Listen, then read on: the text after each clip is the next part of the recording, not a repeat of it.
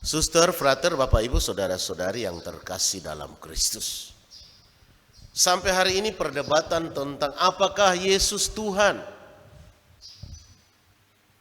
Apakah Yesus tidak hanya manusia biasa? Lalu kenapa kalau dia Tuhan, dia dibunuh dengan kejam? Bahkan orang sering menghina Tuhan yang hanya meninggal mati pakai kolor. Saudara-saudariku yang terkasih, kalau kita sungguh-sungguh mendengarkan bacaan Injil pada hari ini, kita akan sungguh mengerti bahwa hanya Yesus yang berani mengatakan bahwa aku telah turun dari surga sebagai utusan. Dan siapa yang diberikan Bapa kepadaku tidak boleh ada satu pun yang hilang.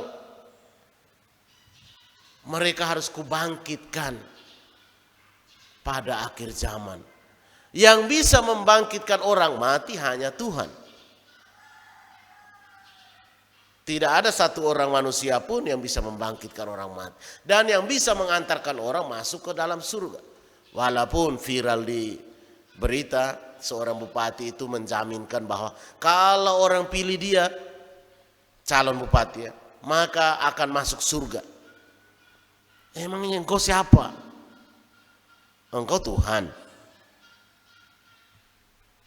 Bapak Ibu saudara-saudariku yang terkasih dalam Kristus, tidak ada satu orang pun yang bisa menjamin selain Tuhan sendiri.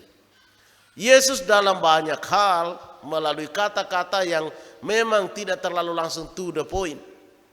Tapi pada hari ini dia katakan, aku akan membangkitkan. Aku telah turun dari surga.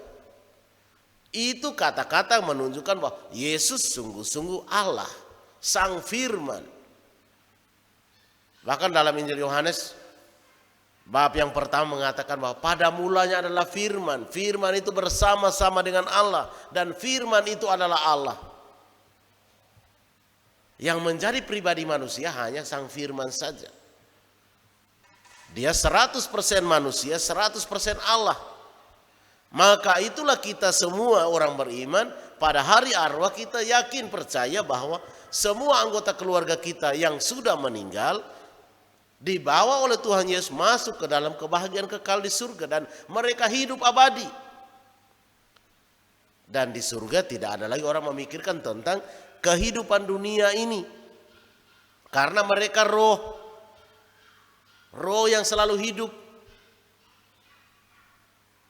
Tentu di surga tidak bisa lagi orang masih ingat soal kawin, nanti mau cari istri berapa, cari suami yang ganteng, suami yang perkasa seperti artis, istri yang skincare-nya mahal-mahal. Nah, tidak ada lagi di surga itu. Di surga orang hanya berpikir tentang bagaimana memuji memuliakan Tuhan, selalu menyembah kudus, kudus, kuduslah Tuhan, Allah segala kuasa. Karena di surga itu tempat orang-orang kudus. Orang tidak lagi berpikir tentang kawin atau nikah. Maka saudara-saudariku yang terkasih dalam Kristus, untuk bisa sampai ke sana, kehidupan saat ini itu penting. Kita bagaimana mempersiapkan diri kita, melayakkan diri kita dengan perbuatan-perbuatan yang baik, sebagaimana dilakukan oleh bacaan pertama hari ini. Bahwa dia menguburkan orang mati. Itu salah satu perbuatan yang sangat baik. Itu satu contoh saja bahwa menguburkan orang mati karena dia yakin bahwa manusia itu bukan binatang.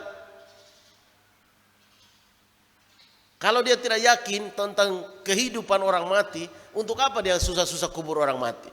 Atau kalau kita saat ini, kalau kita tidak yakin bahwa saudara-saudara kita hidup di surga nanti, untuk apa kita gali kubur setengah mati, gali batu lagi? Tapi karena kita yakin mereka hidup, maka kita berjuang memberi rumah sementara yang layak pantas karena mereka manusia.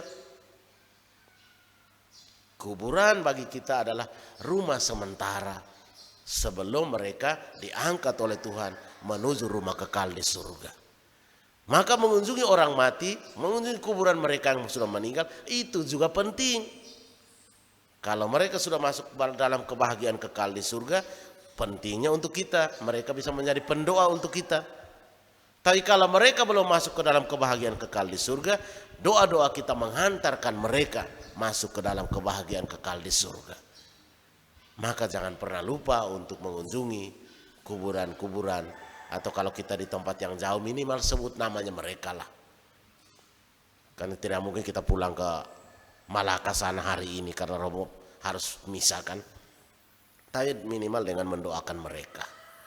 Semoga Tuhan memberkati kita. Amin.